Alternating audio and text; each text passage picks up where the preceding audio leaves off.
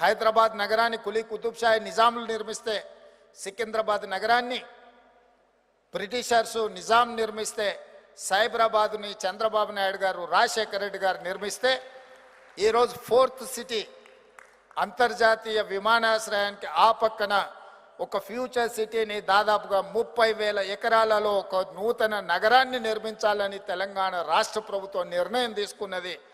మిమ్మల్ని అందరినీ సాధారణంగా ఫ్యూచర్ సిటీలో అన్ని రకాల పరిశ్రమలతో పాటు, పరిశ్రమలే కాకుండా అన్ని రకాల సాంకేతిక నైపుణ్యంతో ప్రపంచంతోనే పోటీ పడే విధంగా ఒక న్యూయార్కో, టోక్యోనో ప్రపంచ దేశాలలో అభివృద్ధి చెందిన నగరాలతో పోటీ పడే విధంగా ఈరోజు మేము ప్రణాళికలు రచిస్తున్నాం.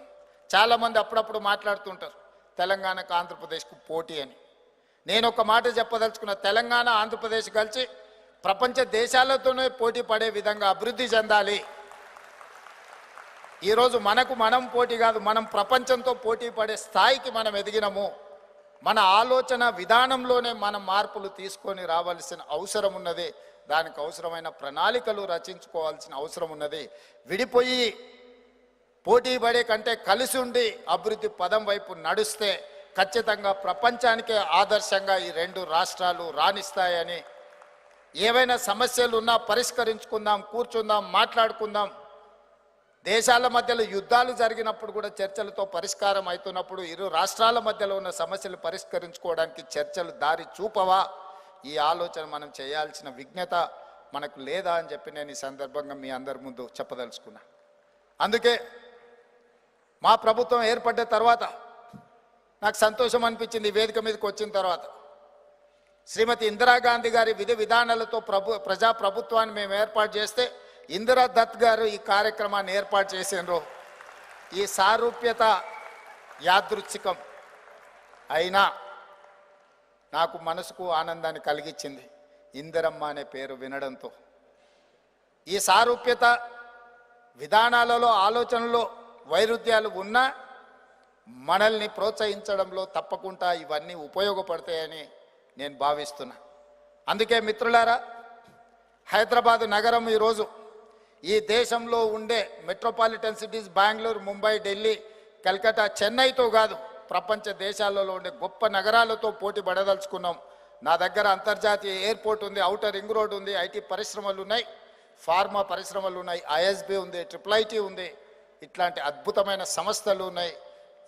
ఇక్కడ అద్భుతమైన పారిశ్రామికీకరణ జరుగుతుంది. వీటన్నిటినీ ఇంకా ముందుకు తీసుకువెళ్ళడానికి అవసరమైన ప్రణాళికలు మా దగ్గర సిద్ధంగా ఉన్నాయి. తెలంగాణ రైజింగ్ అనే స్లోగన్తో 2050 ప్రణాళికలు రచించుకొని రాబోయే 25 సంవత్సరాలు ఒక అభివృద్ధి ప్రణాళికను మేము సిద్ధం చేసుకుంటున్నాం. అభివృద్ధి ప్రణాళికలో మీరందరూ భాగస్వాములు కావాలి. మీ సంపద అంటే ఆర్థిక సంపదనే కాదు, మీ జ్ఞాన సంపద కూడా ఈ తెలంగాణ రాష్ట్ర అభివృద్ధిలో మీరు భాగస్వాములు కావాలి. మీకున్న నాలెడ్జ్ పార్ట్నర్షిప్ని తెలంగాణలో పెట్టుబడిగా పెట్టండి. మీకు ఏం కావాలన్నా సింగిల్ విండోలో పర్మిషన్లు ఇచ్చే బాధ్యత నాది, మా ప్రభుత్వాన్ని అని చెప్పి నేను ఈ సందర్భంగా తెలియజేయదలుచుకున్నా. ఈ కార్యక్రమానికి ఆహ్వానించడానికి వేమిరెడ్డి ప్రభాకర్ రెడ్డి గారితో ప్రతినిధులు వచ్చినప్పుడు ఏదో సమస్య, ఇట్లాంటి సమావేశాలు సభల కోసం రోజు చాలా ఆహ్వాన పత్రికలు వస్తుంటాయని అంత నేను దీని మీద దృష్టి పెట్టలేదు.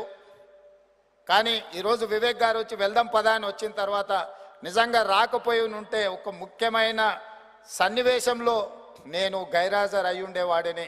ఈరోజు ఇక్కడికి రావడం ద్వారా ఒక మంచి కార్యక్రమానికి హాజరైన, ఒక మంచి అంశాన్ని ప్రస్తావించి తెలంగాణ రాష్ట్రాన్ని అభివృద్ధి పదం వైపు నడిపించడానికి మీ అందరితో మాట్లాడి మిమ్మల్ని అందరినీ కలిసి, ముఖ్యంగా చాలామంది ఆత్మీయులు ఈ వేదిక మీద కలిసిండ్రు. వివిధ కారణాల చేత వాళ్ళని కలవకపోయిన గతంలో నాతో పాటు చట్టసభలలో పనిచేసిన వాళ్ళు, నాతో పాటు రాజకీయ పార్టీలో కలిసి పనిచేసిన వాళ్ళు, వివిధ సందర్భాలలో వివిధ రంగాలలో రాణించిన కుటుంబంతో పరిచయం